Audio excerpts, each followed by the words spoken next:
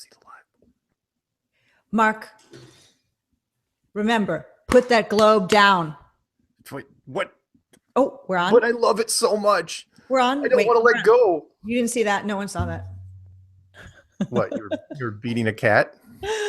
No, I was pretending to, like discipline me. Teacher nice. Disciplining you with the ruler, but of course that wouldn't happen because that's not truth. No. And this show is all about truth with a slice of humor and a side dish of incoherent rambling. But if we didn't have that, it wouldn't be The Secret Show. So is this 146? It's 147. Holy smokes. Time flies. Mm-hmm. Time flies when you're having flatness fun. Yep. So how you doing? How's it going? And more importantly, what new developments do we have? Oh, jeez. So many. I mean, where do you want to start? So much stuff has been happening in the flat earth world. Again, what a difference a week makes. It's not as explosive as when Kyrie Irving came out the weekend before last during the All-Star break and said he was in the flat earth, and LeBron James jumps on us. Oh yeah, if he thinks it's flat, then it's okay with me. And Draymond and the other guy, Richard Jefferson, which we should probably talk about. And the wrestler who piped in and right. And I don't usually follow the WWE, but yeah, he piped in, and it's now become kind of one of those hidden little sports questions, which they asked because they asked the last year's Indy 500 winner what he thought about the whole thing. And I thought that was really an interesting one because he goes, well, if you take off in one direction, you're going to come back to the same point. The Bugs Bunny cartoon, throw a baseball hard enough and it's going to come back and hit you in the back of the head. And I thought that was interesting considering this guy literally drives around in a circle for a living. That's all he does is make one giant left-hand turn day after day after day. That's what the Indy 5, that's the racetrack of the Indy 500. Well, and also this noise, vroom, vroom, vroom. That's it. That's what anybody in the Indy does. Drives in a circle and makes the vroom sound effect. Nice. No, I think NAPCAR is a perfect name for NASCAR because that's all it is. I know it's skill and timing and reflexes, but oh my God. Puts me right to sleep. What do you want to talk about first? Do you want to talk about what disappointed me more, the SpaceX thing or the BOB interview? Oh, you know what? The BOB interview. Let's go with most disappointing first because we can expect low-level things from SpaceX. But the BOB thing. BOB, he didn't backpedal, but he certainly didn't step out and lead the charge. It was. Well, you set us up. All right, let me. I do a frame for you, but I'm holding this. Let me frame this for you. And by the way, I'm not letting go of this anytime soon. Yeah, I can get a more regular microphone. But the thing is, if it hangs like this, then I'm going to have to be kind of leaning into it. And I don't like I can't do what you do because I'm all over the place, and you're going to be yelling at me, going, "Mark, can't hear you. Mark, lean into the mic." This way, at least you can hear me.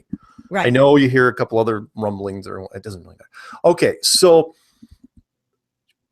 for those people who don't know what happened last year, B.O.B., Grammy-nominated rapper, and granted that was in 2012, I believe. He didn't win. He was nominated, though. He came out and did a series of tweets and said that he believed the world was flat, and then he made an album, part of his Elemental series. One of them was called Earth, and he did a song called Flatline where he used Flatline, yeah. At least 60 seconds of NDT's, I'm not going to say his name, his audio, and called him out in the lyrics and said that basically Tyson's getting paid and all this fun stuff.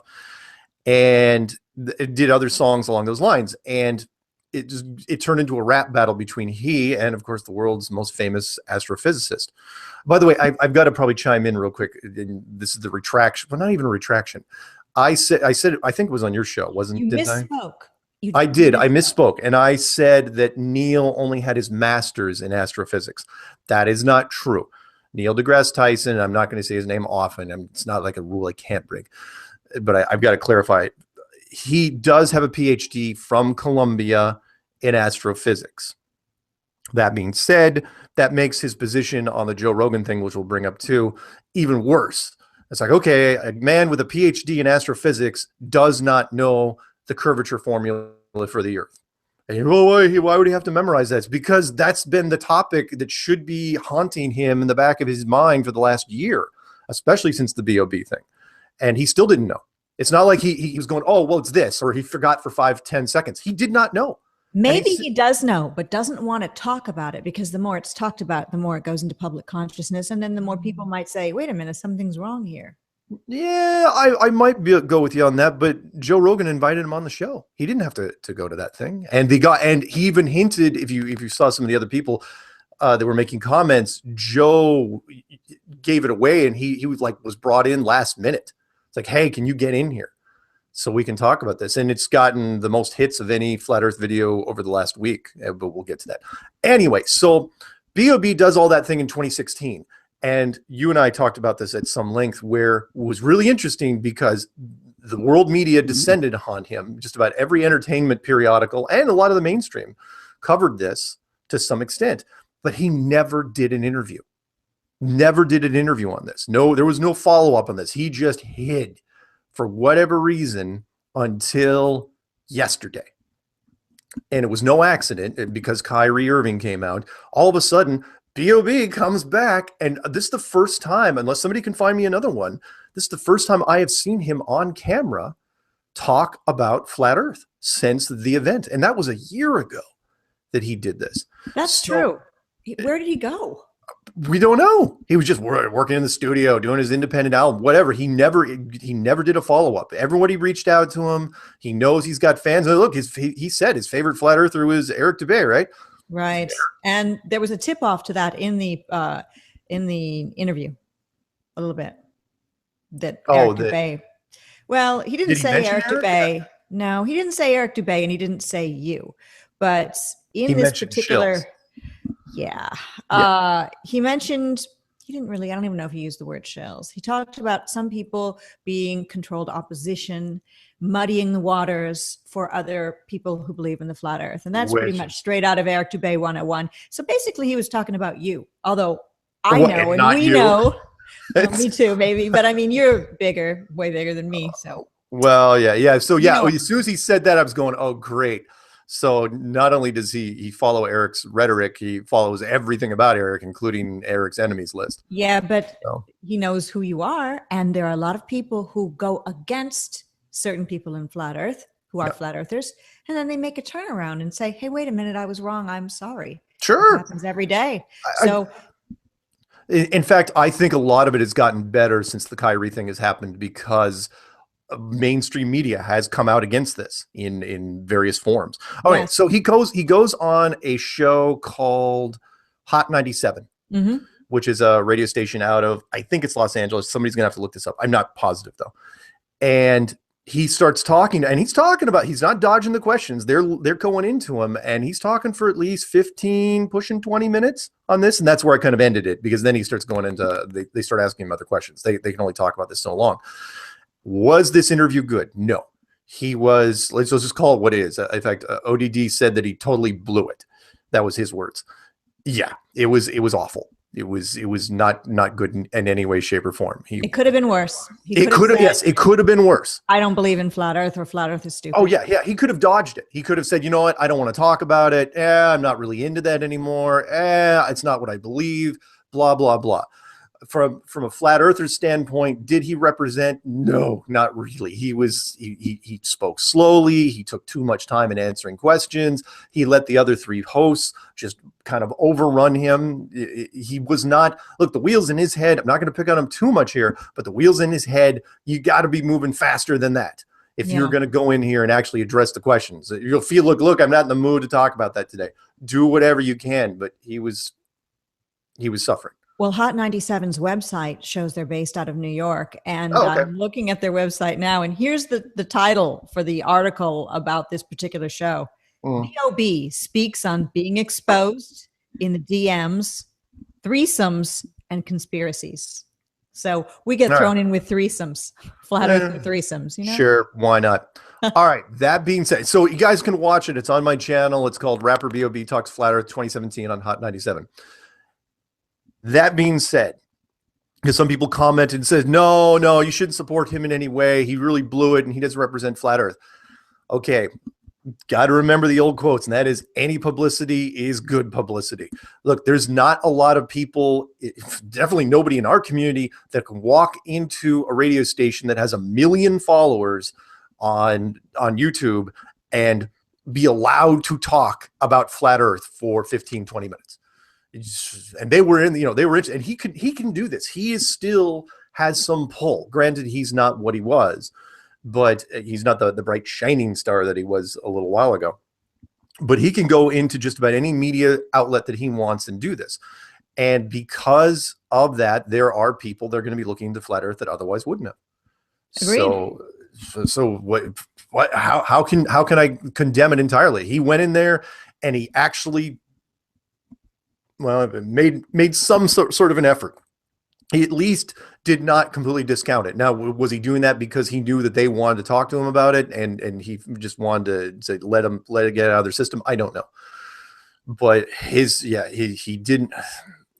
Obviously, he had not done his homework anytime soon, which is weird. You would have thought, I would have thought that he would have done better. But that's okay. Again, 1 million subscribers on that channel. Maybe he'll get picked up and do some other channels. And everyone he does, it's a new group of people that we didn't get exposed to. I don't know if it's lack of homework.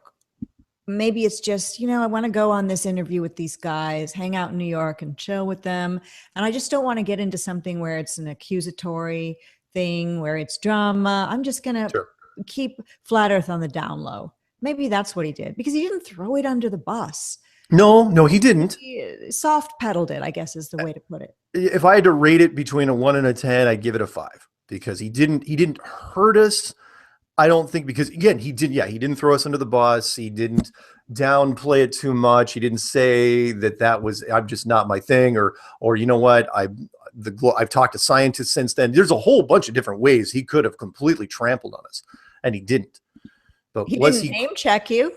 He didn't mention Eric Dubé either. No, he didn't. I'm still waiting for some. Nobody in the mainstream yet has a name. Nobody's used a name. Right. Yet. But no media, whether Draymond or Kyrie or LeBron or Richard Jefferson, which we'll talk about eventually here. Nobody's dropped a name yet, which is kind of interesting. I'm still waiting for that. Who's the name they're going to drop? Mark K. Sargent. Yeah, I don't know. It's probably going to be Eric. I hate to say it, but somebody's probably going to say, when they get backed into a corner, they're going to be like, well, okay, look, go to this channel. And that's what I'm waiting for. It's like, okay, what channel are you going to point people to? Could be anybody. Could be ODD. Could be Jared. ODD came out with a good video today where it was sort of off the cuff, and he was talking about the satanic Illuminati rituals, like in the movie Eyes Wide Shut. There's a big Illuminati surrealism party that comes up every April, and it's quite expensive, and you kind of apply to attend, and it's almost $500, and they send a limo for you, and it includes dinner and cocktails and who knows what else behind the scenes. But it's a good breakdown of some of these crazy things that happen that we are not invited to. Right. And Eyes wide shut. We were. Yeah, Eyes Wide Shut. Similar. Eyes Wide Shut, the last movie of Stanley Kubrick. Stanley Kubrick, in the greatest year of all movies, 1999. That's what you say. It's true. 1999, and you've made a very good case for 1999 in the past by naming some of the following films, such as. Oh, geez, I have to get the list in front of me. But you know what? We'll tell you what. When you're looking at, I'll look in chat right now and say look at chat. And I will pull up the list. Hang on. We've done this before, but it is neat when you hear the lists of movies in 99. You'll be like, "Whoa, 99 was pretty good." Then again, it depends what you like. No, it's still the best list. I think everyone was going for broke. All right, let me get to my live chat and say hello to everyone in there.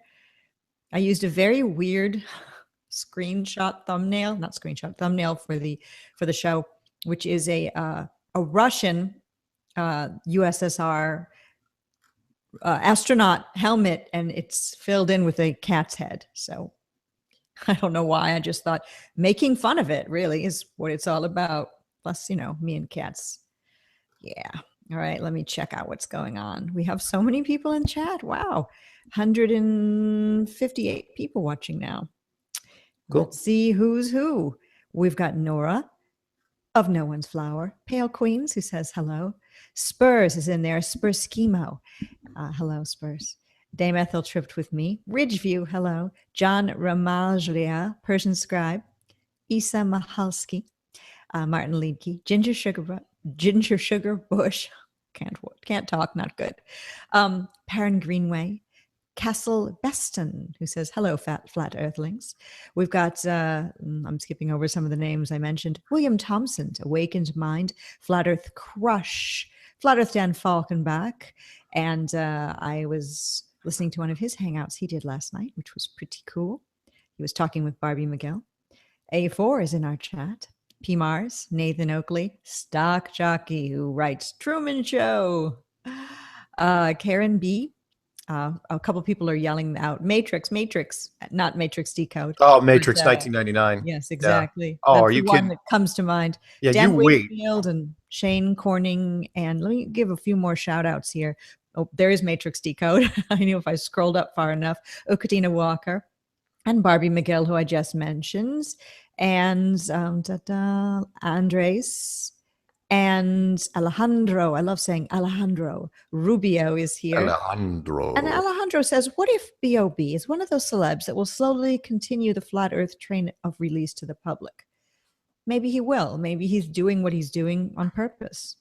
I don't know. Maybe. I know he's out of hiding, but find me what I mentioned to you earlier, because I was looking for a year. I never thought I'd see the guy again. Find me a thing where before now where he talked about flat earth on camera. It has been a full calendar year since he's done it. And again, Kyrie, you can thank Kyrie for this. We've got Gem Panda Von Braun in here.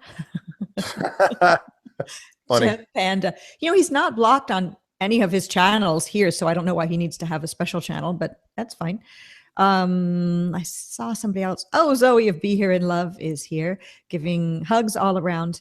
And I do have to say, yesterday, when I interviewed Amber Plaster, the Hello Flat Earth singer, songstress, really nice woman. And that's the previous show. If you don't know, yesterday could be a total different day to you. We're talking about the last day of February 2017, and it's episode 146. Go watch that one and give it a like, because Amber's great. And she's going to be at FEIC 2017 singing live. So right on. I was off the top of my head listing flat earthers who are musicians, and I forgot to mention Zoe, Be Here in Love, and I forgot to mention Chris Rock.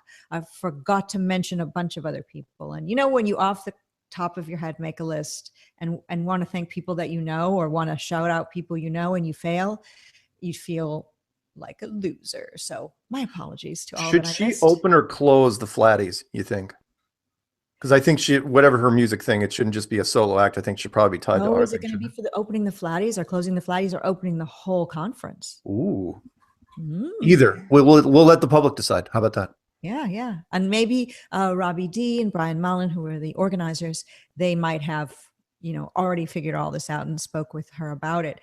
But if you don't know how to figure out how to look into purchasing tickets, the link is in the description box of this here video. Yeah. All right. 1999. Oh, wait. Before we get into that, I got to mention this, because I was supposed to bring this up last week, because, I get packages all the time from people that send me stuff.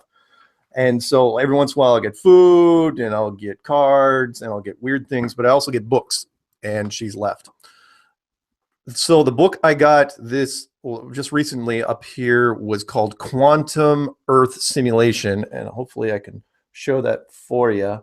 And it is updated for the Flat Earth Nexus, and it's by T.J. Hegland, Hegland. It's pretty thick. The last 200 and pushing 300 pages, and here's the back of it. 200, 300 pages of this thing are dedicated to Flat Earth, and it's actually quite a neat little comprehensive breakdown on Flat Earth stuff with a lot of pictures. And so if anybody wants to get a hold of this guy and ask him if he's selling his book, because I don't know if he's actually selling it, you can email him at tjzarg43@gmail.com. So his name is TJ Hegland. You can tell him you saw his book on Flat Earth and Other Hot Potatoes. His email is tjzarg43@gmail.com. And I know you were away from it, but that's the book. Yes, I was. Flat Earth, or it's called Quantum Earth Simulation Updated for the Flat Earth Nexus. Speaking of simulation, did you see Amir Insanity of Sanity's video today? Not today. I'm a little busy. It's, let's see. Well, you can look it up, everyone. Insanity of Sanity. He did a video on, I think it was DMT. Boy, I'm losing my mind. And simulation theory. He found out by this experience that his perspective was that Earth's a simulation. Sure. I mean, at the molecular level, who's to say what we're made out of? I mean, if we are actually made out of building blocks that are energy, then sure, why not? You've heard me say it. God's a programmer, and I think that has evolved with time. Whereas beforehand, people say, "Oh, God used divine tools," but the tools that we said that God built things with were limited to our imagination of tools. So we say, a hammer and a trowel and compass and T-square and all that other crap. But now we speak in programming terms. So why not? Anyway. So, I have to put it on record that I'm not a super fan of simulation theory, although my mind is always open. My phone almost fell there. My mind is always open to possibilities. Oh, yeah. Well, I mean, for me, it doesn't really matter because that is kind of the granular version of where we are. I try to live one world at a time. You know that. So look, where we are is where we are. If you want to break down what our molecules are, go right ahead, but you're missing the bigger picture being everything. So you have nice hands, by the way, like nice skin.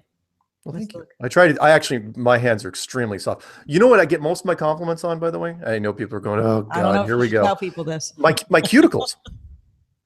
Oh yeah. My cuticles. I didn't even know. I had a girl tell me once. She's like, "My God, you have incredible cuticles." I go, "What's a cuticle?" She goes, and that little part. You know what I'm talking about. Right. A lot of people, they just get wrecked. They just their cuticles are just shredded, and I'm going, "How? How does that even happen?" And they go, "How are yours not?" I go, "I don't know. I wear a lot of gloves. I have a lot of gloves. Not like outdoor stuff. You do gardening. Yeah. You do canning. You do, which is not an outdoor thing, but it involves vegetables picked from a garden. Yeah. Boiling hot water. So. Yeah, but I'm really careful when it comes to my hands. I mean, I still have a few scars anyway. But thank you for one of those infamous tangents the Secret Show is famous for. Exactly.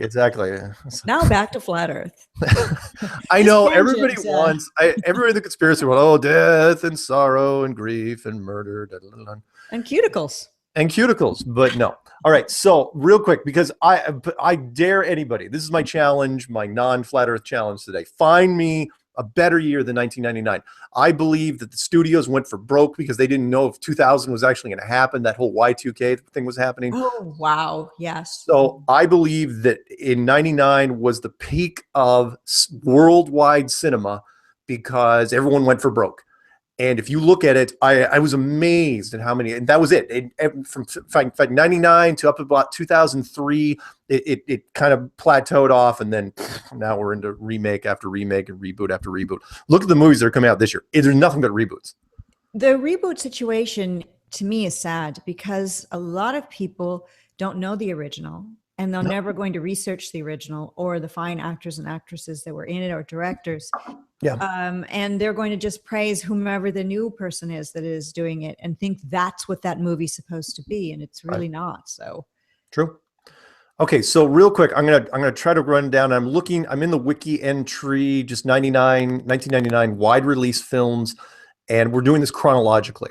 So, and I'll just pick up the ones that spoke to me or the ones that were nominated for whatever. So like The Thin Red Line, which was a war movie. Varsity Blues, that came out. Virus.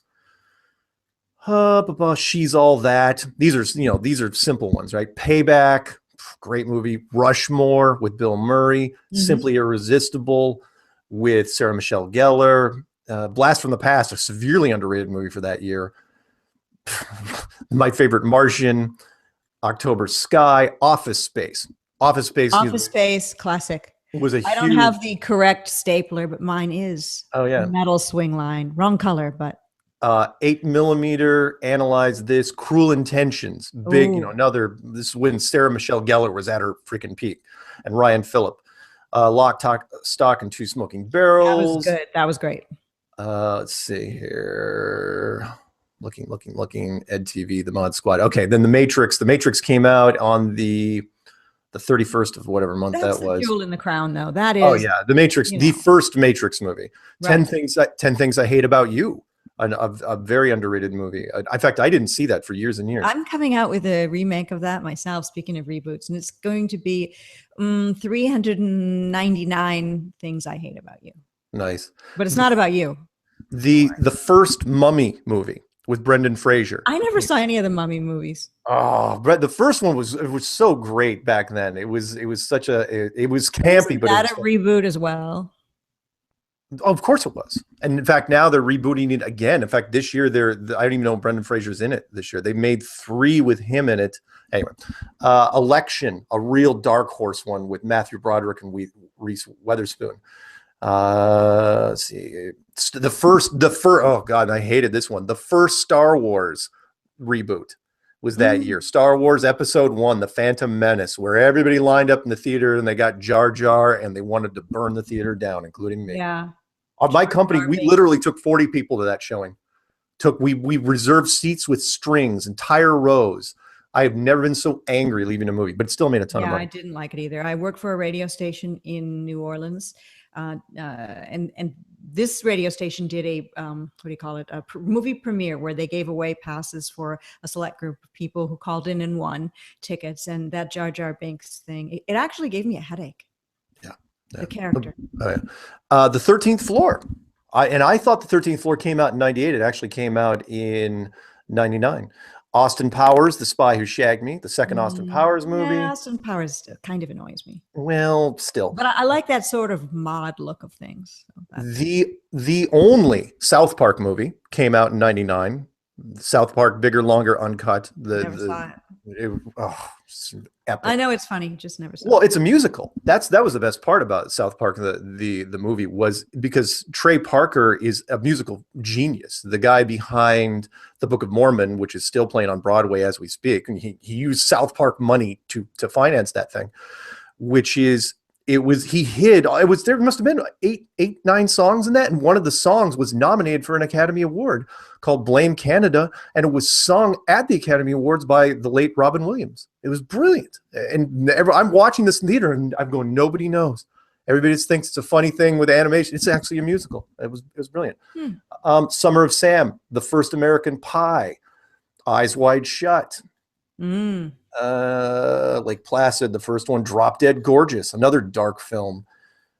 Deep Blue Sea, the Blair Witch Project, the original Blair Witch Project was in 99. Talk about a movie that makes you sick, literally, physically sick. I was in the second row when that thing came out, and it was tough to watch. Right, it was like this. Yeah, and all the people went because they thought, again, we're so naive in ways, because they thought it was a snuff film. They thought, everyone heard the same thing. So somebody dies at the end. Somebody actually dies. Right. And they don't realize that legally you're not ever supposed to show somebody dying on film. Great PR campaign on that movie. Definitely. Got everyone hyped up. Made for $10,000, sold at Sundance for a cool $1 million.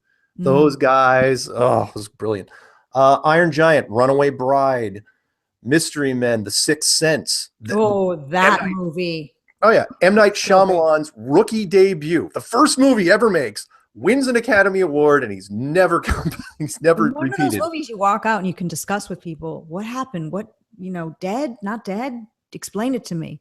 I mean, a lot of people weren't getting what was happening. Exactly. Let's see, Universal 13th Warrior, The Astronaut's Wife, which is a great sci-fi film with Johnny Depp.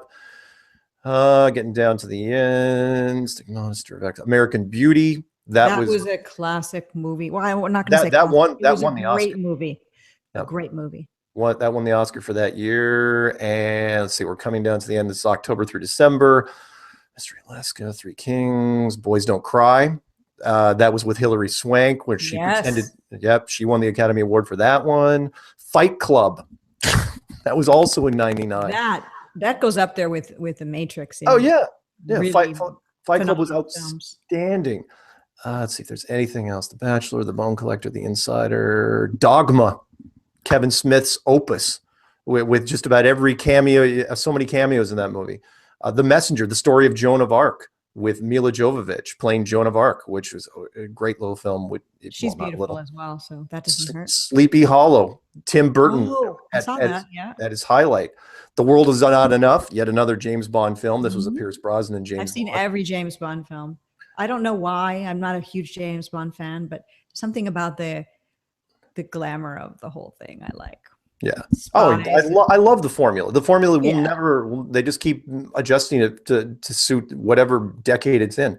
Arnold Schwarzenegger towards the end of his career, End of Days, even though he's still out there. That's a good one. It's a great one. The second Toy Story movie, the first Deuce Bigelow movie. Deuce Bigelow, male gigolo. Exactly. Any given Sunday. Oliver Stone. Galaxy Quest came out that year. Galaxy Quest knows the most about. I'll mention him again. ODD movies that have a conspiracy bent or something in them that's Illuminati or satanic. ODD. You think a movie's an innocent movie, even something way back when, and he'll point out something in it that was suspect, and it's like, don't crush my dreams. But this thing ends on the year ends pretty good. Magnolia. Magnolia. Excellent. Nominated for Best Picture. The Talented Mr. Ripley. That was excellent too. Angela's Ashes, based on a Pulitzer Prize winning book. Never read the book, never saw the film. And the last movie of the year was The Hurricane with Denzel Washington, which was also, he was nominated for Best Actor, I'm pretty sure. Didn't see that either. That one. I'm sorry, what? Oh, I didn't see that one either. Anyway, the point was everything I listed here came in one year.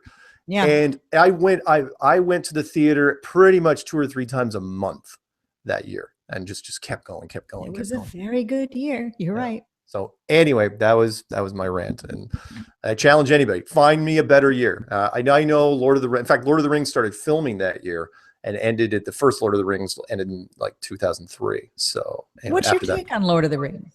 Do you love it? I do.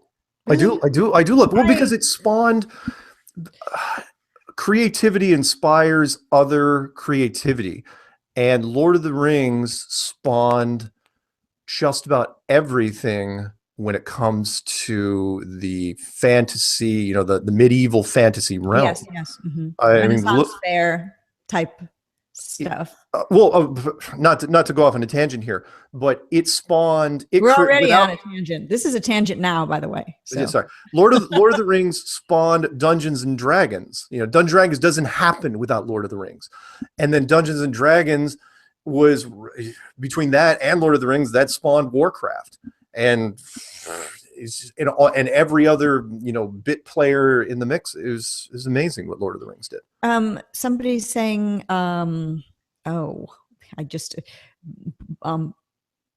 Green Mile, Book of Eli, and right, also good. Green Mile. Are those also in that same year? Wait, no, Book of Eli is not 99. Book of Eli is not 99. I know that, but Green Mile probably is. Oh, wow. Ginger Sugarbush says he has a Sean Connery tattoo. Well, of all the Bonds to have a tattoo about, that would be the one I would pick as well. Sean Connery. Yeah, everybody's got their favorite. Mine is Pierce Brosnan. I know, that's weird to me. And I was a big fan. Because I knew the potential of what he could have been. He was supposed to be there when Timothy Dalton took over for those 2 movies because he was in Remington Steele. They would not let him out of his contract to do those movies. Being John Malkovich, is Awakened Mind says. Also, John Malkovich. You're right. That's if it is, then it's also excellent. Being John Malkovich, it's really original movie. Good. Yeah, so good.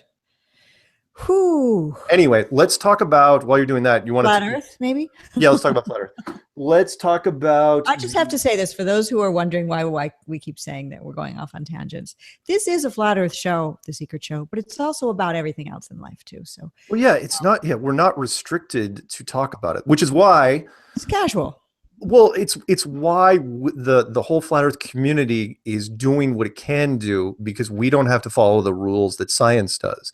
In fact, I had this discussion with because remember I debated on video. I'm still waiting for the producer out in the UK to release it. I debated a science educator, sort of like he's the London version of Bill Nye, kind of. And I just destroyed him.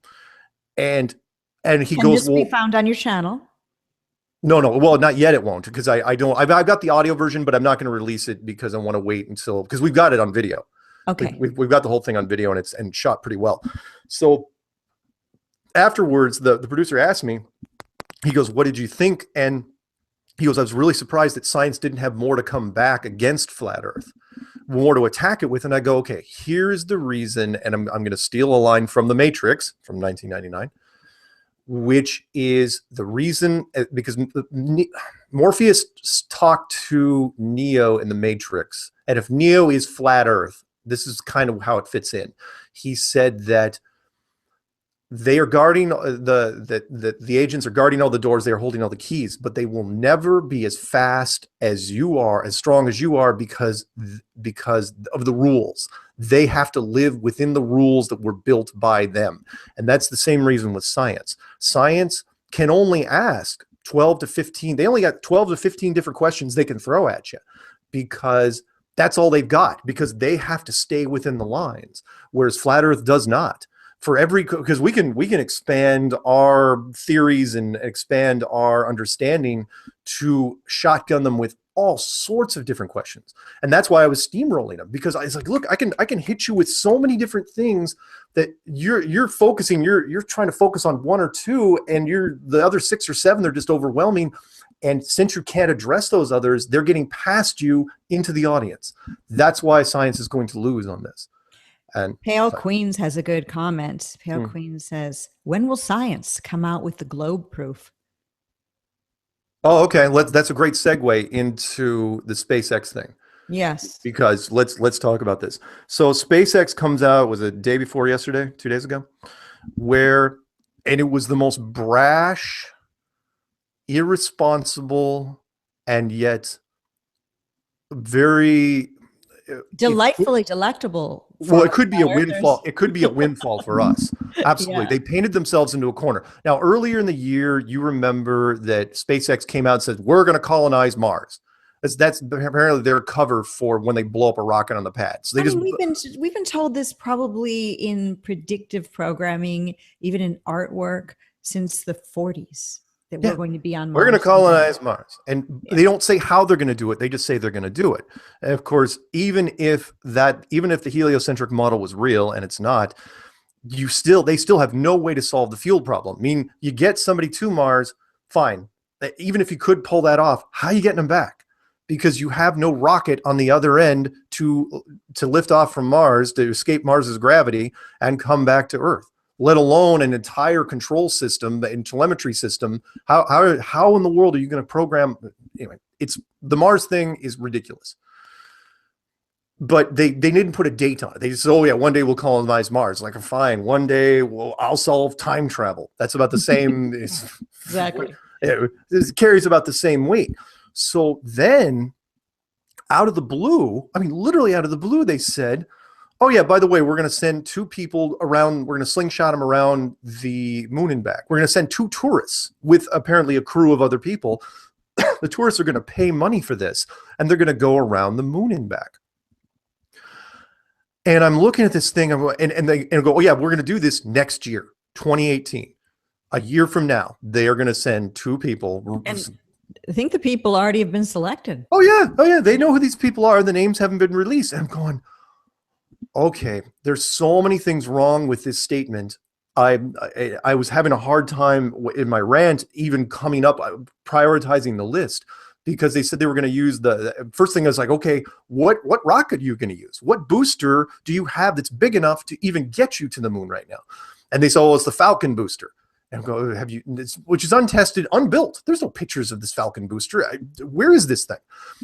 They don't need pictures of anything ever being built. I mean, the whole ISS, there's no pictures of that being built either. Exactly. There's no pictures of the ISS. Everyone believes it's there anyway. The capsule is... There's pictures of my house being built. Yeah. There's time lapses of everything being built. We photograph everything nowadays, and yet there's no time lapse. As you know, next year is the 20th year. Maybe that's what they're doing. Next year is the 20th year anniversary of the International Space Station, and yet there is no time lapse of anything being built up there. And with all the people that have made trips up there, there is no video that starts from the ground and ends with docking at the ISS. It's inexplicably 20 years, not even by accident, where video, you see it, going from the ground, going up, and then another camera that hits into the docking port. It's like, okay, we'll go up, we'll follow this for 15, 20 minutes, goes to black. 3 hours later, hey, we're here on the ISS. Like, really? You didn't just walk into another room in the soundstage? That's not what you did? Put on your astronaut suit? I'm sorry, took off your astronaut suit and your shoes?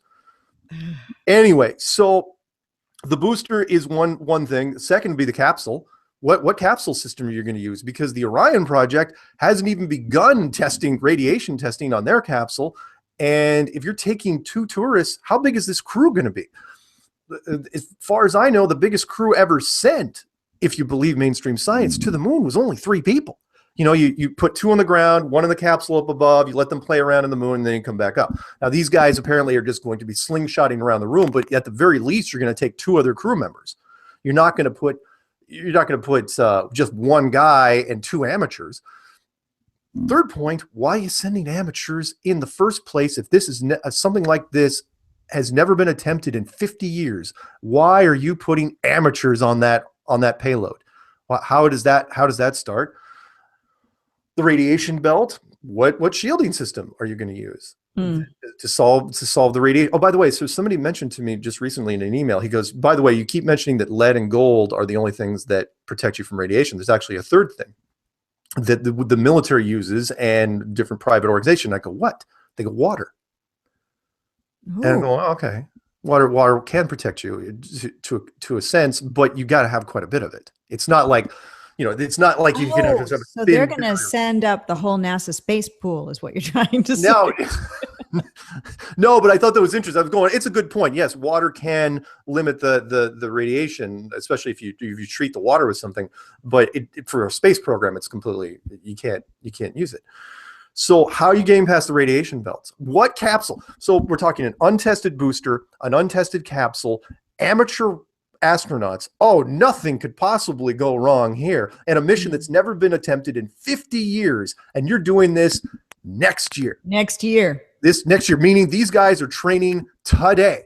Well, NASA says that they can't send anybody. They won't send anybody up there who doesn't have a bachelor's degree in engineering or biological science or physical science, computer science or math.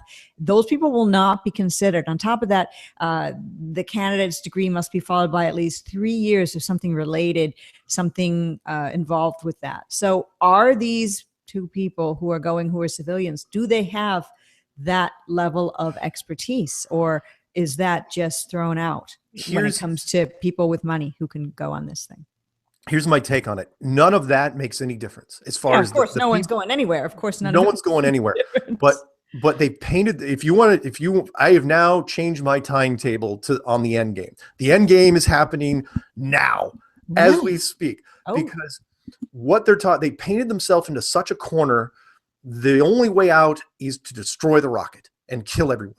I've changed that as of yesterday, which is, so that's why they're going to use civilians we've never heard of before. Probably that way you can just make up people if you wanted to. Because here's the reason. This is brilliant. You're going up there, but as you know, 4K cameras are so cheap that you could put them everywhere you wanted. You have multiple redundant camera systems, which means all of a sudden you're going to do what NASA's never done in multiple aspects, meaning all of a sudden you're going to have the ability to have a camera as the Earth goes down beneath you and turns into a little ball, and another camera zooming into the moon as you're going the other direction, and multiple other cameras facing different directions. You're going to be able to provide footage which has never been provided before. That cannot happen. It is not allowed. You cannot do this. It is the rules of the game. There's a way they could do it. Not without severe help. No, no, there's not a way they could actually really do it, but there's a way they could fake it. Well, a couple ways. Not with hypnotizing and or brainwashing people, and then than they said they want. But meanwhile, show us CGI. Another way would be to have actual people go on there, and they are people that have been tested to be receptive to lies, people that are easily fooled, and have the windows actually be screens on which are being shown space stuff. So. I hear you on this. When it comes to the people, what a lot of work. I mean, you could just get liars for that amount of money. It's the footage that they're going to have a hard time. I thought they were going to have a hard time. Let's put it this way: the Google X challenge, which is coming, we're in the middle of it right now, where there's 5 all of those challenges are just ways to make people believe this can be done. It's just the belief in the population. But the Google X challenge, which is happening in 2017 right now, where there's 5 independent organizations, I think 2 American, Japanese, a European, and an Indian consortium. There's a $20 million prize, first per group that can send a probe to the moon that can beam back images, right? But you know how you can mess with those. So out of the 5, you say 3, 1 blows up in the pad, 2 get disabled in transit, 2 land, and only 1 has the ability to transmit, and that's the winner. That's how that would play out. And whatever it is would be such a horrible image that you wouldn't care anyway, but it'd be good enough for the win. But that's just a single image. This is a whole nother animal. You're talking about live people going around the moon with all sorts of cameras and sensor equipment. You've got to make sure all your telemetry and every angle that you shoot is perfectly correct from an astronomy standpoint. Jaron could rip that apart in 20 seconds. Oh yeah, that's what I mean. Remember the joke how I said, look, if somebody came to me with a dump truck full of money and the best Hollywood people there was and said, can you fake the Mars program? I'd say, no, not a chance in hell. Not 100%. I might be able to get you 99, but someone's going to miss something. Like the Academy Awards, for example. Yes, exactly. Never happened in a million years that somebody got the wrong envelope on. In fact, not just the wrong envelope, but the envelope that was also read during the first part of the show. It was a duplicate envelope. And he caught it, by the way, not to go off on a tangent, but Warren Beatty caught it.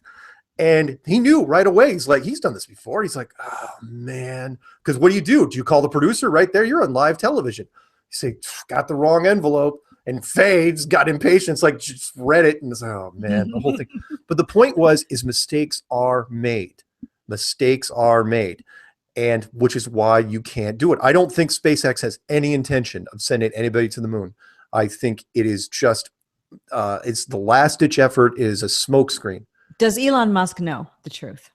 No. I don't think he has. I don't think he has clearance.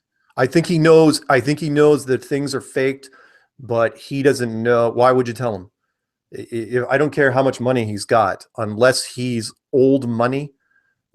Part of the old power structure. Tesla, PayPal. I don't know enough about him to know how he got the money to start those up. So. Oh, I mean, I'm sure he's got billions, but who cares? Yeah. You don't have to tell him. There's some things that are above security clearance. I'll give you the Eisenhower example, which I've told before, and that was, look this up. Dwight D. Eisenhower, I love the story, did not know the Area 51 was being built when he was president. And because he was the world's most powerful general, ran the Allied forces during World War II, 5-star general. And he calls him up and he goes, hey, I want to come out and see the project you're working on out there. And they go, sorry, you don't have clearance. And he said, okay, here's what's going to happen. I'm going to call my buddies down in the First Army, and we're going to roll in there and we're going to take a look for ourselves. Or you can just let me come out there. And he was, in my opinion, the last president with power. Point is that even their secrets can be kept from men of power.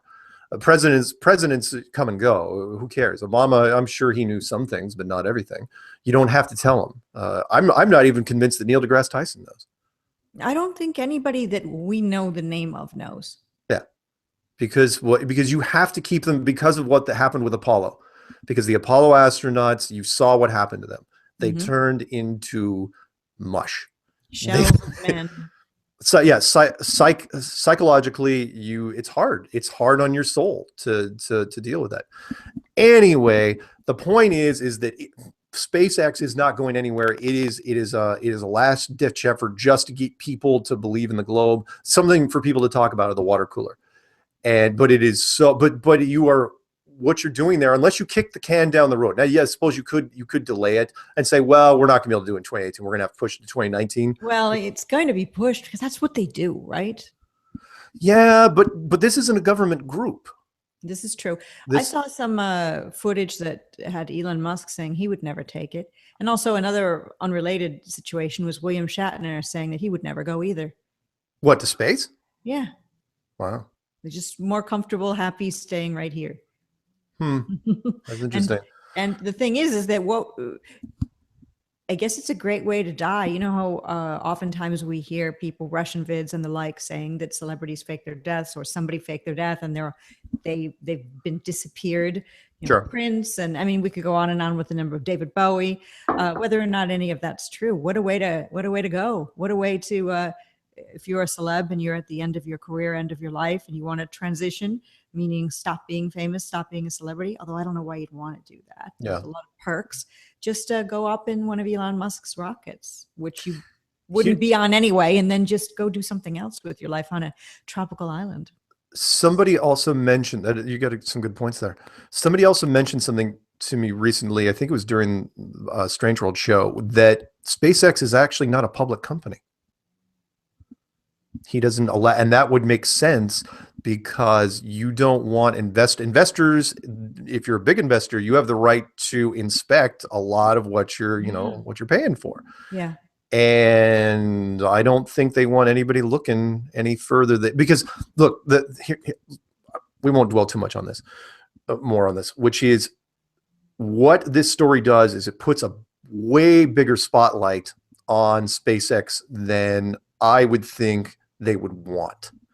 You want to shoot some rockets up, that's fine. People was like, yeah, they're shooting rockets up. But this sort of thing, they're still crashing rockets today. They're still crashing rockets, recently. Yeah.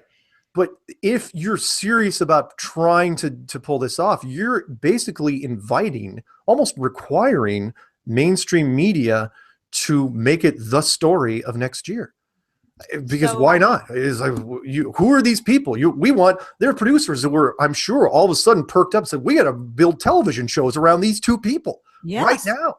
What they're doing now, sort of before the event, filming them, with their husbands or wives or whatever, children, and getting that footage so that they'll be able to put together a special later. That's what they do. The production that you would that you're inviting, this is not light that you want on you. The building of the rocket is you could turn into a 10-part series. Why are they doing it? They're crafty. Why are they doing it now? I think it's because it's the only cards left they have to play before the big thing, and that is we'll just tell people we're going to the moon. Therefore, it's more reinforcement of the globe. It's fairly convincing. It's great water cooler talk. That they're going to send people next year. If you said it was 10 years from now, I don't know if I'd tell my guy at the water cooler, my buddy. Yes, exactly. But next year is right around the corner. So between now and then, there'll be a delay perhaps, maybe. Or they will do something, but whatever it will crash, won't even get out of the atmosphere or slightly out of the atmosphere. I just can't imagine range of seeing, and then they'll say it blew up. I can't imagine any science advisor to any major publication like the Washington Post or the New York Times or Time Magazine, or take your pick, that wouldn't look at this thing objectively once you get past all the fluff and say, wow, this seems risky. What about the people that have paid already to go on this? What do they think when they see a SpaceX rocket blow up? Don't they say, Right, exactly. And again, it's not, it would not, let's say I gave somebody $100 million to pull this off. I would want some assurances. Forget it. It's like, okay, are you going to test this Falcon booster? What about the capsule? Do I get to see who's working on this? Can we see the Falcon booster first off? Who are my in fact, here's another one for you. I just thought of this. Who the heck is going to be the other pilots? Yes. Which is, up until now, SpaceX has only been involved in unmanned crap. So who are you going to be? You're going to have to actually get real astronauts. You're going to dig up Scott Kelly out of retirement? Who are you going to dig up? You're going to borrow them from NASA? How? Oh, there's so many things. It's just reckless, this making this sort of claim that you're going to try to pull us off. It's exciting though, because we know there won't be any loss of life. So that's always a plus. But it just seems like if we're players in a game, if flat Earth is on one side and the space program's on the other side, it's a move. If it's a chessboard, you're looking at this move and you're like, yeah, kind of what you're saying. It's like, why in the world would you move that piece over there? You are putting yourself, I mean, you're making yourself so vulnerable in the long game. They've got a move up their sleeve, something we cannot predict, something that they can do. I don't mean travel to another planet or anything. I just mean something that they can visually pull off way beyond anything we could ever consider. Because as we've all been become aware of, as we became aware of flat Earth, the technology they have is far beyond anything that they tell us. I know, but up until this point, the production value has been atrocious. Shoddy. Really bad. I mean, B level Hollywood. And so unless you're telling me that all of a sudden they're going to conjure up, in fact, it's not even NASA, that a private program is going to conjure up the A game, the ultimate A game, and it's going to be so convincing that no nerd can pick it apart. Nah, I don't buy it. There isn't a movie over $100 million to date that I know of that hasn't made it to moviemistakes.com. Right. You know, for just this, because again, the point of, here's the point. People who don't out there know what we're talking about.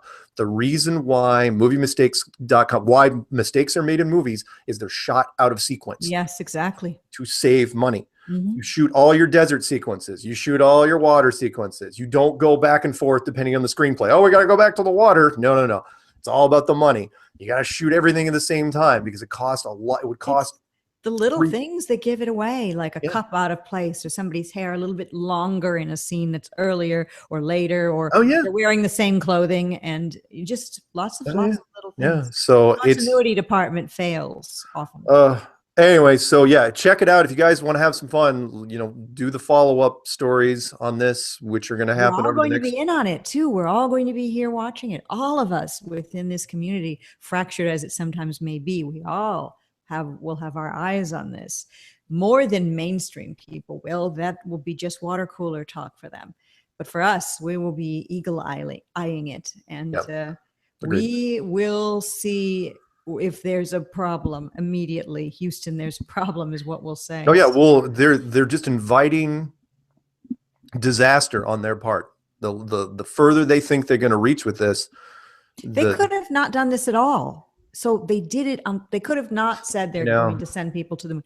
Why did they need to do this now? Why? I know. I hate chess moves where I absolutely have no idea what's happening behind it. If it's really people say they plan on getting rid of NASA. That's another theory. So if they're getting rid of NASA, they put SpaceX in. How does that get rid of NASA? If SpaceX fails, then NASA is the only ones who can do it. So we rely on NASA. Or SpaceX wins, if they pull it off, the miracle of all miracles, then NASA can kind of hide away. Right. And we're going to let SpaceX handle. We'll work with them, but we're going to let them. They're very successful. We're going to let them handle it from here on out. Maybe. So many theories, so many thoughts. We'll see. But I can't wait to see how this starts shaping up, because they're gonna, again, there's so much production possibilities, even just in the making of this, even just the documentaries on the training of the astronauts. Yes, is going to be. It'd be like if they had you and I go. Wouldn't that be fun? I mean, of course we know it's not possible, but just imagine right now. We would be having to eat a certain diet and do certain exercises and go do whatever, even if it's a year away. And go over all these stupid routines all the time, flipping buttons and opening things. And anyway. Exciting times, everyone, to be alive. I cannot wait. Not like when I was a child and the Apollo missions were something, that just happened, and you saw them reported on the nightly news and just assumed we were in space. Yeah. Now, different story. So, do you want to? While I look at the videos. Yeah, I'm going to go back into chat and see. Okay. Go ahead. See what's happening. Whoa, chat is moving at super light speed. Light speed. Nice. Is there such Flat a thing? Plane says SpaceX moonwalk will be a charade, and people will argue about its validity. More No. They're not. They're mockery. not walking anywhere. They're not not walking. landing. They're only slingshotting they're around. just slingshotting. But everything else that was said is indeed Yeah. correct. Yeah. Let's see. Some more movies being mentioned. Terminator, Indiana Jones, Ghostbusters, Beverly Hills Cop, Gremlins, The Karate Kid, Splash, 16 Candles, Conan the Destroyer. That's a vote for 1984 being maybe one of the 1984 was a good year, no question. It was a good year in movies. I wouldn't say that it wasn't one of the golden ages, but it was pretty good. 84 was good, I admit. DITRH is in our chat.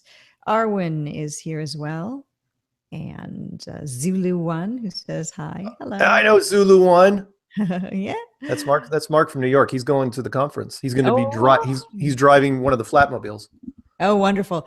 All of the different Flat Earth license plates, and check Mark's channel if you haven't. He always puts together compilations of all the different plates. It would be great if we had a Flat Earth motorcade to the conference, which is impossible. I'm flying, so I won't be driving my car. Yeah, I'm flying too. My plate, my Flat Earth plate.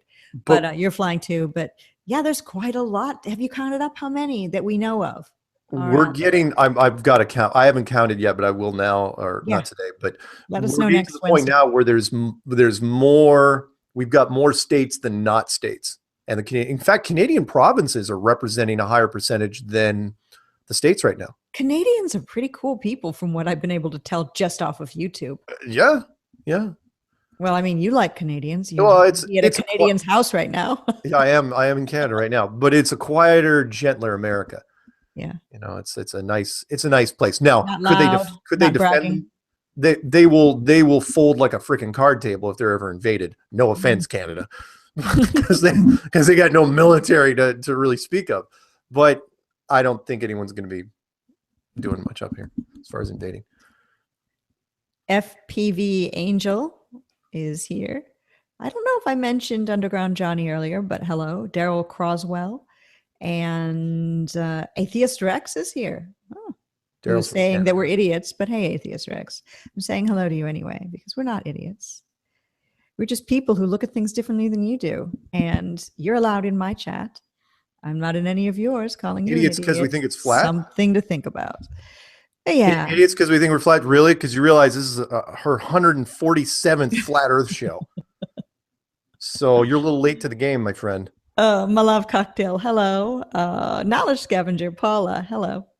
And Unicorn Truth. That's a new name I've not run across. I don't know if I've said hello to Silver Wolf yet, but if not, hey. 4 Eyes 2C, 4 Eyes 2. Those are both numbers. Oh, yeah. I know her. Number. Yeah. Who says, you must consume living water 10 years to fly. I drink distilled water. I don't know if that's living water. Some might say it's dead water because the minerals. If you consume living water for 10 years, then you can fly. Can you fly to the moon is the question. I have not heard this. I don't know anything about living water. Neither do I. Tesla's Apple says hello to both you and I. Okay. And Wanderer of the Flat Motionless Earth is here. Byron Clown, Libertarian, says flat is where it's at. Oh, Libertarian. Very interesting name. Got some good people's names in here.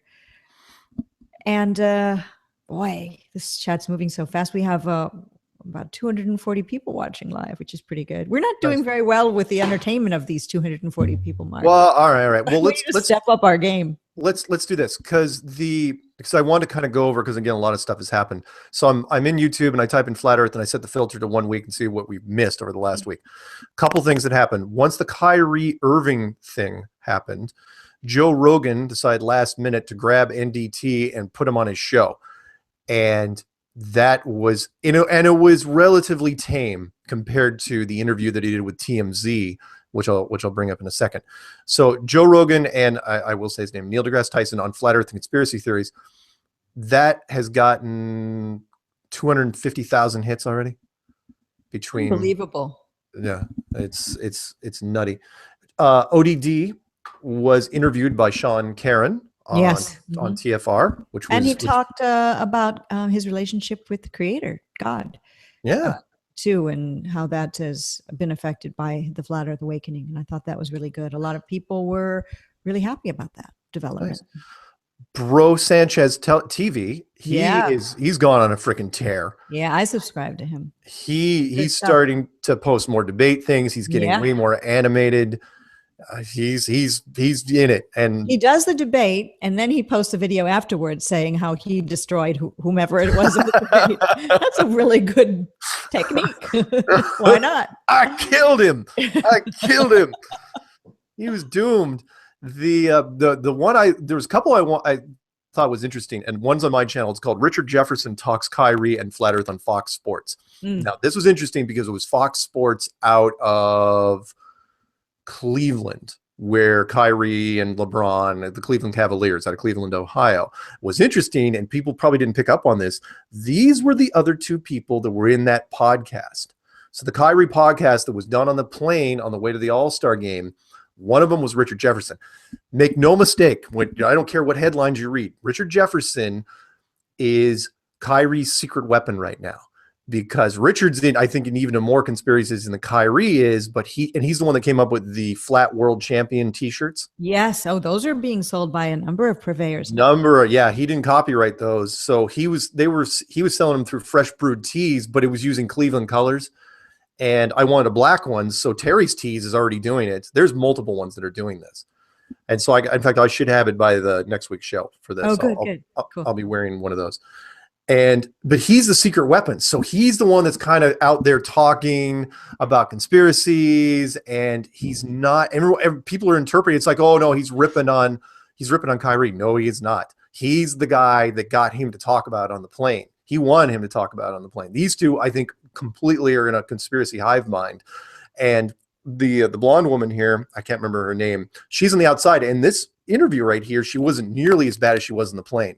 I think she's sort of getting into it as well. Interesting. Also, I should probably mention, I'm jumping back to the B.O.B. interview. The host of that show, you could tell, and this is what's different than the last time, is that people can look this up so quickly, and the hosts are starting to say the same thing, which is that the community is way bigger than they thought it was. So when they look into Flat Earth, you know how if you're a first-time Flat Earther, you look and you just get this wall of content. And that's what they're starting to discover, is that, holy smokes, this community is huge. And these channels are not small. I mean, people look at the subscriber count for Jaron and Eric and Rob Skiba. And there's some of these guys, I don't know who the first one's going to break 100K, but that's quite a bit considering the topic. 100K for a Flat Earth channel, and there's going to be multiples. I feel like I'm talking about ODD a lot, but it brings to mind his channel went down for whatever reason, and then it came back. Oh yeah, and look at the number of subs he's got. You know, he didn't have a long, slow climb back up. Nope. People were like, "Oh, that one's gone. Okay, let me jump on this one." Yep. It shows how dedicated that the people who are involved in this are to supporting those who are talking truth. Yep. Absolutely. I'm looking at the Bro Sanchez versus RFG Chosen One, Flat Earth versus Glober debate part 1 went on for 2 hours, and it is tough to listen to because these guys are just basically yelling over each other. Yeah, those are always probably not the best idea. For 2 hours. I don't think there's any others that really strike me. There was some, I mean, everybody's still doing the amount of, if you go in, we're just about to hit 16 million again. If you go into Flat Earth and sort by upload date. So even though they squashed the stats, and I haven't seen now, it's permanently down, went from 7 to 4. And now it's, it's climbing back. I'm part wonder again, if the stats were squished ahead of what was going to happen to kind of, keep squished for those who are saying what? Oh, when you went in and searched, just a generic search in YouTube for Flat Earth, we were getting upwards of 7 million hits just if you typed in Flat Earth. And then all of a sudden, over a 12-hour period, it went from 7 to 4 million. And they were changing some algorithm. I don't know what they were doing. And then people were saying, no, it's 7 again. No, it's 4. And then finally, I've never seen it jump back to 7.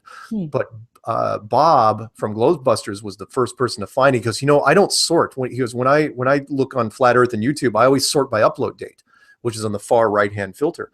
He goes, that shows 15 million. In fact, he goes, I've seen it as high as 16 and change. Mm-hmm. And so they didn't plug that hole. That's the real number.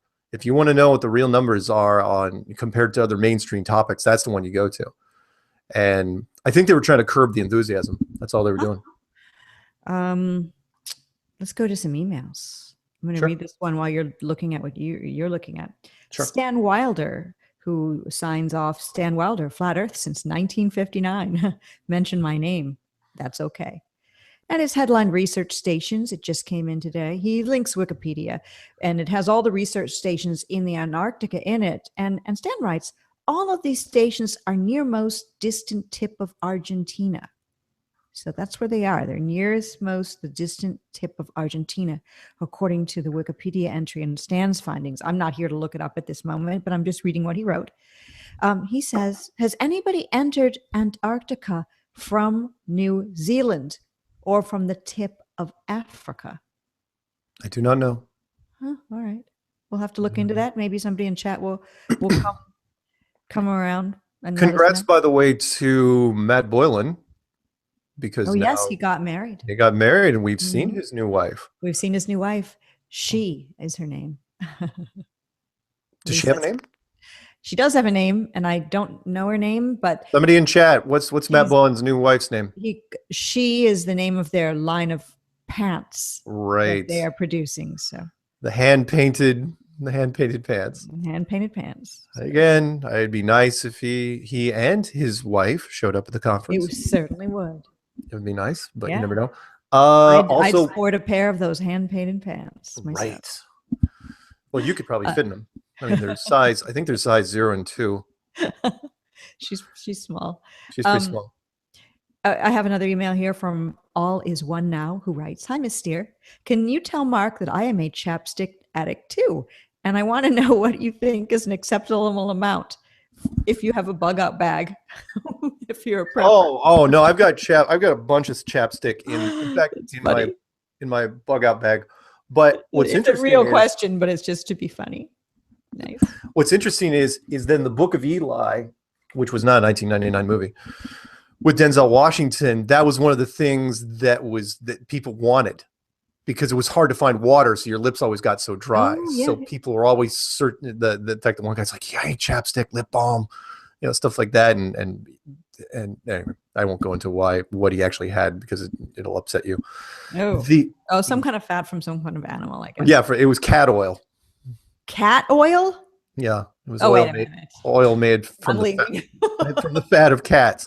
No, it's true. Cats don't have much fat. They're that's fat ones. Right. Again, you're absolutely very right. muscly, I think. Well, some cats are fat. Fatter than others. Yes. So to paraphrase a Morrissey song for those who know what I'm talking about. The other videos that came out this week, Bill Maher on HBO's Real Time came out, and he and Seth MacFarlane was on a panel. He and 3 guests, and they went into the Kyrie thing for 5 minutes, 6 minutes, and Bill just couldn't help himself after a while. Eventually, he called Kyrie an effing idiot. At the end. That's uncalled for. I know. And I know he could get away with it because it's HBO, but personal attacks mean the person making the attacks already lost. Yeah. But again, Bill Maher has a pretty big following. Mm-hmm. And it's an HBO mainstream network. And I will say this though, before I forget, which is, out of all the coverage from the Kyrie thing that happened, do you notice there was something that was missing? So about every show on ESPN covered it, and just about every online publication covered it. But there was one thing that was absolutely absent, which was mainstream television. Meaning, I was expecting some late night, TV to do something with that. Now, SNL, I think I'm still waiting for this weekend for SNL, because SNL, right, of course, had to stall because of the Academy Awards. Yes. So because a lot of the guys were there doing their thing. In fact, I'm sure they'll do a skit now about the screw up at the Academy Awards. But television, despite how fragmented media is, mainstream network television is still the lowest common denominator. It still is. They're out there. ABC, NBC, CBS, Fox, CNN, the big 5. And I'm not going to rank them. None of those stations covered on television this story, which I thought was very, very interesting. So, and not even close. You didn't see Anderson Cooper or Bill O'Reilly. Nobody even took a parting There's a reason shot. for that, because there is no independent reporting, and the decision was made for one and all to not cover it, I think. Yeah. Yeah. But they did let, again, I still think it's part of a bigger plan, which is they let it in the entertainment sector. Now it's in the sports sector. The only thing left is mainstream.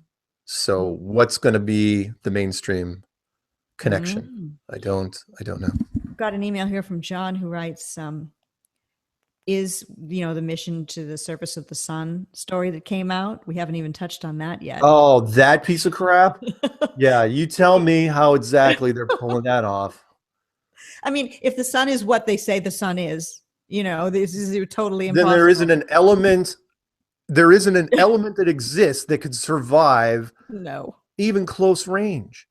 Well, John writes, is this damage control? Is this setting us up for an EMP? Fear porn to ensure NASA's budget remains same and or increases? Maybe. And he writes, well, truthfully, with Sophia and other aircraft, they actually can take some really good footage of the very close non-93 million mile away sun, and pretty easily for them to fake this project. And then he writes, I just find all of these almost daily crazy mission project announcements and reports suspicious as heck. Do they fear flat Earth going mainstream?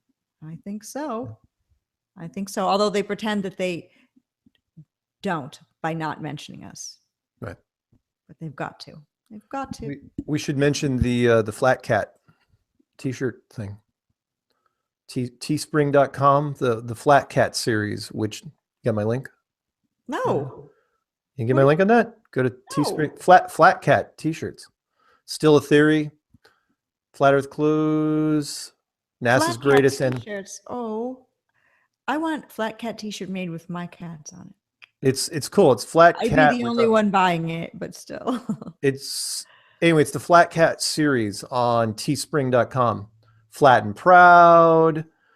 Are there pictures of cats? Well, they're not real cats. They're kind of hand-drawn, crude cats.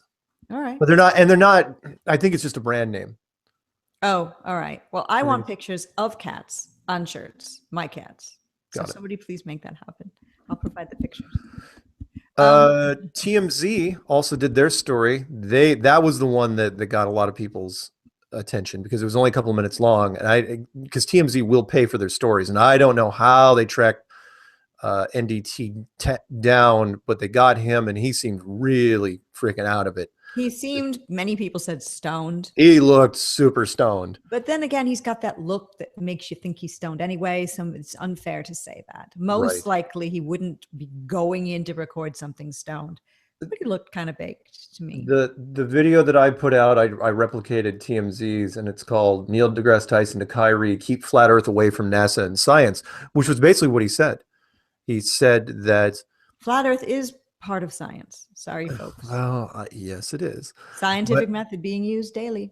But this was something he was dying to say anyway, and he still was biting his tongue, which was, he was saying that Kyrie should stick to basketball, and the short version of what NDT was saying was that if you're not a qualified scientist, then you shouldn't ever talk about science in a derogatory way.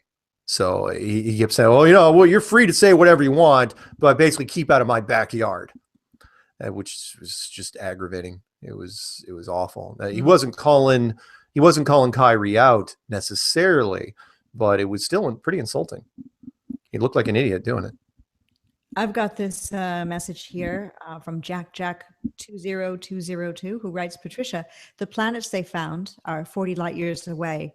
And today happens to be, well, this is a little bit of an older message, the 40th year anniversary of Star Wars coming out. I guess the light from Tatooine is just now getting here.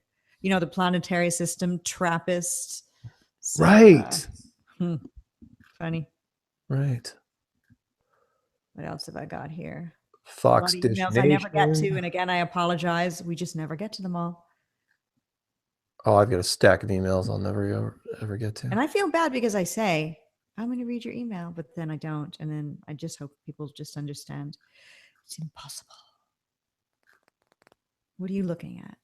I'm looking What at. are you doing? Well, I'm searching for videos that were done over the last week that were tied to flat Earth that caught my eye, and so many of them were. I mean, there's just so many new people that are getting into this thing.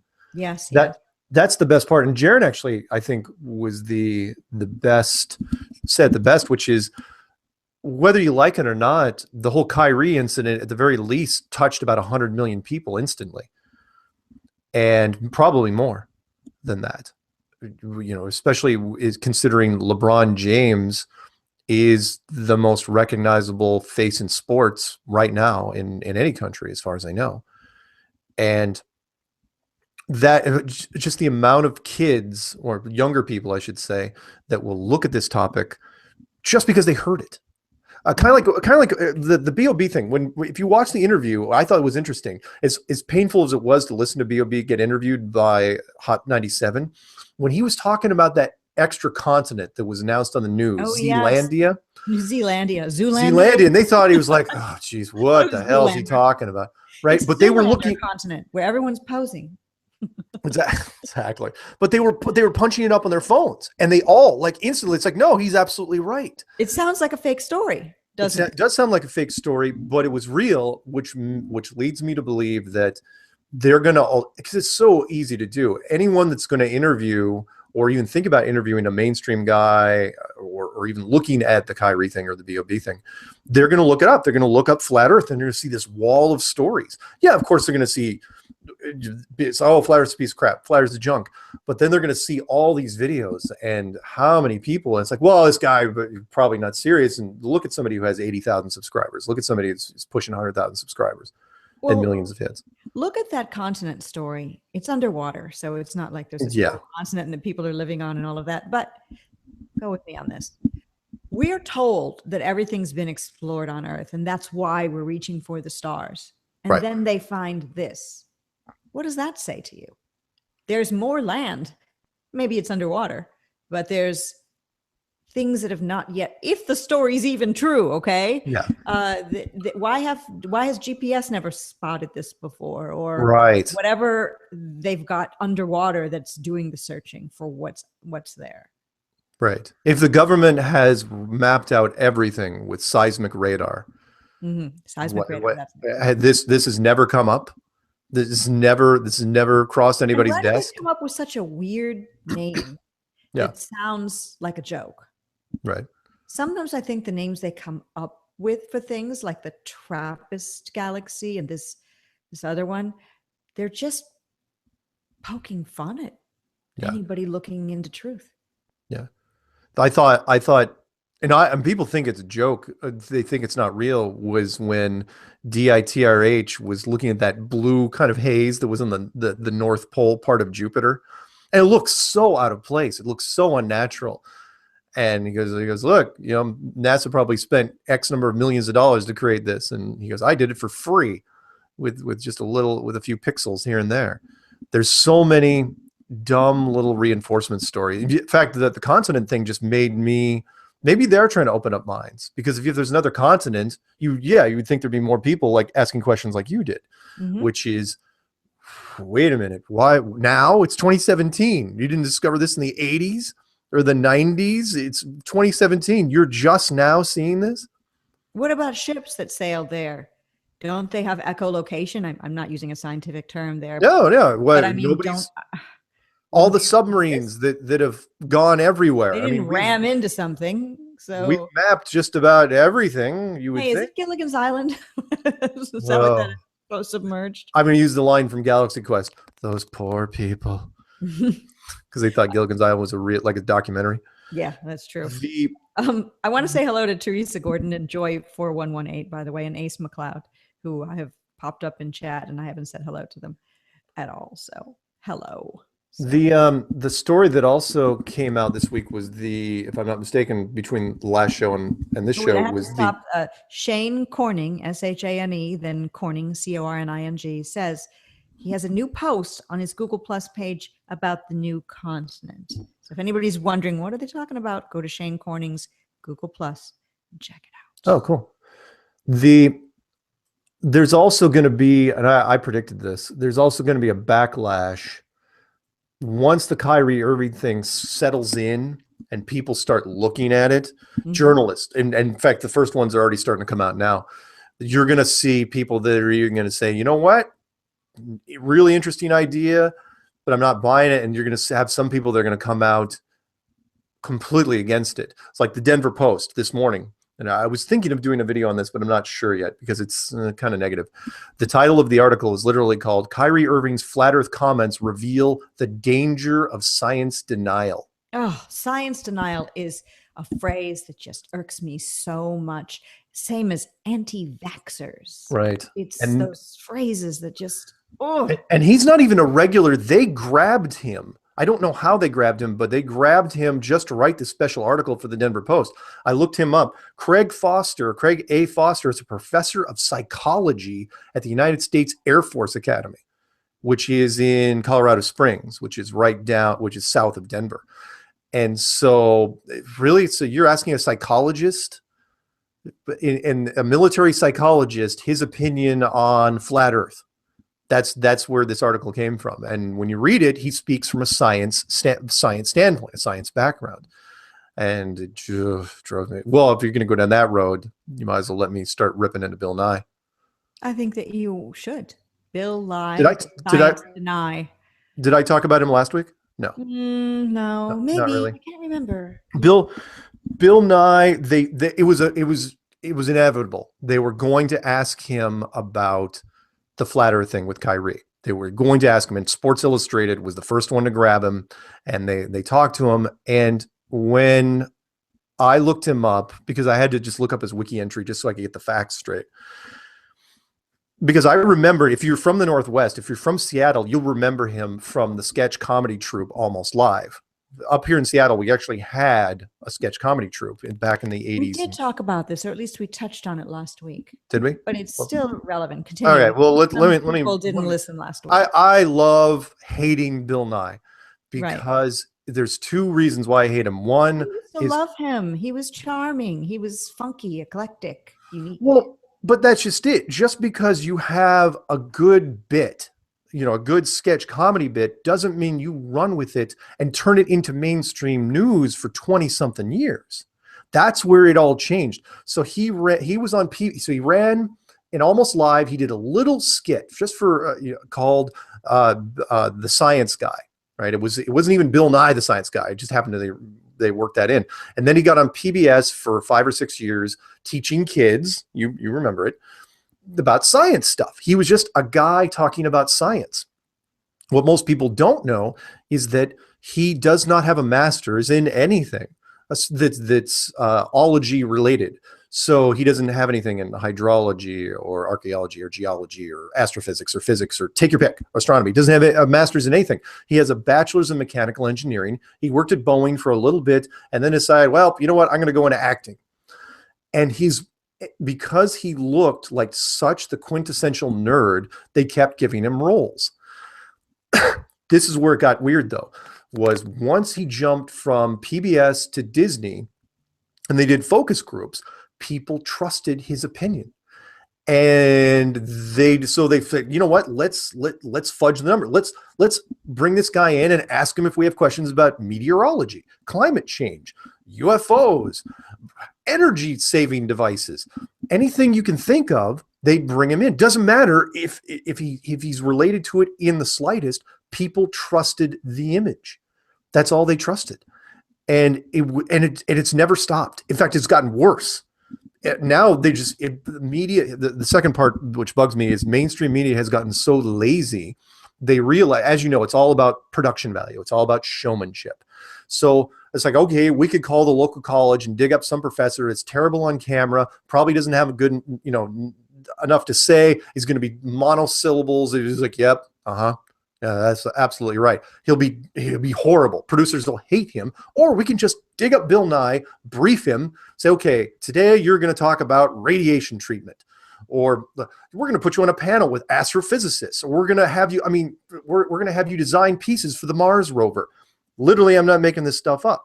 Let's put him on Larry King. Let's put him on CNN. Every network has called him, and it never to this, even remember the football thing that happened last year, the Deflategate thing out in Boston, professional football, where they were accused of deflating the footballs. So the No, I quarterbacks don't pay any attention to it. I thought you were going to be talking about the winning kick and the curvature of the earth, or no, the Coriolis effect. Oh, well, that was NDT.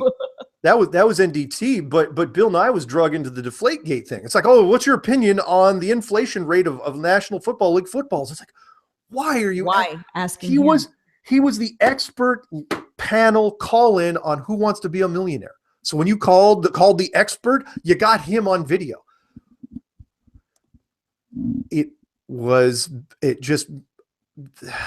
Certain people are tapped to be those people, and just because he looks like a scientist, doesn't like a nerd. Yeah, just because he looks, yes, and he is a nerd, no question. I mean, he absolutely is, super skinny and I like nerds. Well, girl and guy nerds just means you're smart. Having him talk about flat Earth was just so aggravating to see, because I know he's probably goes to bed grateful, but he's getting these calls all the time. Hey, I mean, he's got honorary doctor. He speaks at graduations for universities. They actually have him up there speaking at graduations, and he gets honorary doctorate wherever he speaks, and cash money. Flim flam man. He's like the Catch Me If You Can, Leonardo DiCaprio. Oh, Leonardo DiCaprio. Kind of that sort of like not. He's faking it till he makes it, and he made it. The only that's a good point. Fake it till you make it. I will say this: the only good thing here is that he does not. There is truth in advertising, and he is literally the science guy. Yeah, that's true. You're not lying. Yeah, no, he's not lying. He says he's a science educator, right. Which means he's just a guy that likes science and he talks about science. But the mainstream media does not do a disclaimer and put that in front. It's like, just so you know, Bill Nye does not have a PhD in physics or Patricia astronomy. Steere, the doctor woman. I don't know anything about it, but let me tell you about operations. Okay. Now that I'm looking at you, I actually think you could give psychological advice, given your. I can give psychological advice. However, when I see a psychological problem in somebody, I have this weakness where I don't notice it until it's too late. Anyway. Nice. I do want to say something. At the beginning of this show, I mentioned a couple people who were musicians that I left out of my last episode, 146, when I interviewed the singer Amber Plaster and was telling her about the other Flat Earth musicians, because she doesn't really, or didn't really do much on YouTube, and had only been on Facebook. Well, not only Facebook's its whole world of flat Earth stuff. And I mentioned at the beginning of this show that during the show with Amber, the list of musicians off the top of my head in flat Earth was incomplete. Then at the beginning of the show, I named some more. And I do want to mention a couple more that popped into my head as we've been talking. Tone, Jike, I don't know how to pronounce her name. Beautiful singing voice. Matrix Decode is a musician as well, as is Nick of Phuket Word. There are so many. And then a bunch of other people, like I said, the beginning of this show has a lot. And then part of my show, 146, names a whole bunch of other ones, people I missed out on, because it's really hard off the top of your head to just give a shout out to all the musicians. There's many I don't know and didn't mention at all. It's a lot of creative people. You need a creative mind to be able to get your head around this. And that doesn't mean you're a musician or an artist or anything. It just means you have a creative mind. You're not just following what's been told to you. You're not coloring inside the lines. You're doing your own thing. You're riffing on the classic, looking at things differently. So yeah. So I guess we're almost done. Should I pop back into chat and just say sure, goodbye and all of that to all assembled? What a great show. We've had quite a large amount of people watching live, which is always fantastic. And I just want to thank everyone who's been here. Martin Leakey said he plays a comb and paper. That's good. Hello to Billy Bob, Pono KU, and the Invisible here. I don't know if I said hello to Swamp Lover earlier. Murray Ferguson is here. William Genska is here. Hello, William. Nice to see you here. I don't know if I said hi to JM Truth TV. And I don't know if I said hi to Corporal Craft Dinner. Corporal Craft Dinner? Corporal Craft Dinner. No, it's Corporeal Craft Dinner. Oh, that's weird. Even that is not much Even that better. doesn't, I mean, No, not much better. MG42 Pillbox is here, who says, good uploads you've been doing, Mark. And I've just been trying to keep up. It's impossible. I mean, the AJ Styles thing, thank God that didn't get any bigger. And Alan is here, and everyone who I didn't mention, Vagabond, Billy Sunday, Jib a lot, who says Smiths and Flat Earth. Yeah, those are things and cats. Those are 3 things I'm pretty passionate about. And DITRH says everyone should order some stickers and help get them to other flat earthers so we can identify each other on the road. And yes, there are some stickers being manufactured. And DITRH, they're subtle. They're really great. They're gonna look great on my black car. DITRH puts a link or something here so that we know how to get those stickers. Yes, he's got the link here, and I will copy that and I will put it in the description box of this video so that anybody can get them. And I'm going to show you what they look like right here. My light's being they're like a European sticker, if you know what the thing they do in Europe. They look like the ones in Great Britain. There we go. And for those who saw a light there and they're thinking, oh my God, she's in a Hollywood studio. No, this is just my light and, you know, whatever other stuff in my room. It's the 4th wall. There's my computer. Shown my 4th wall before. If you really think I'm in a studio, you just need your head examined. Hang on. The producer says you're not supposed to use reflective surfaces. Sorry. Just a reminder, friendly reminder. Yeah. I could show everything, but I'd have to. No, you've already done that. Done it before. Why would this be fake? This is my real home. Well, it's because at one point we called this my home studio. It is my home studio. That's what this room is. Right. That's what it is. What can you feel free, by the way, anybody that finds stuff before I do, whether it's video or audio, email me at msargent23@comcast.net, msargent23@comcast.net, and I will do what I can to rip it and put it up. Because there's so many stories coming out. I don't know if I can catch them all. I'm still trying to go through all the backlog of radio programs that happened when Kyrie did his thing. And that's taking a while. There's so much good stuff happening every day. And I put a lot of it on my Twitter at Miss Steere. It's the @ symbol and then Miss, MISS Steere. I put a lot there, but I miss a lot. You miss a lot. We all miss a lot. So it's nice when people send me stuff. You can email me. You can do that at misssteere@gmail.com, your video. You can message it to me on Facebook. And I will look at it and then share it. And the more the merrier. The more we share, the more we care. And no, the more we share, the more info gets out there. And you know, I love it when people send me stuff. I mean, it's just a good feeling that there's people out there that want to share things with each other. Yeah, the community. What's happened over the last week to 10 days is going to do nothing but help the community. Yes. Now. Because now the mainstream focus, it's out there, and there's more people being interviewed, which is great. And it's just keeps building and building. Can't wait to see what it does. And I've been asked, will I be getting back to my Brave New World book reading? As soon as I get my new pair of contacts for reading. I only have one in my eye now, not 2, and it's for close vision, but it's not that good. It wouldn't be good enough to read a book. I'm just waiting to get the new contacts. So that's it. That's it from here, from Flat Earth in Houston, Texas, and we have Flat Earth in Canada, where you are. Yep.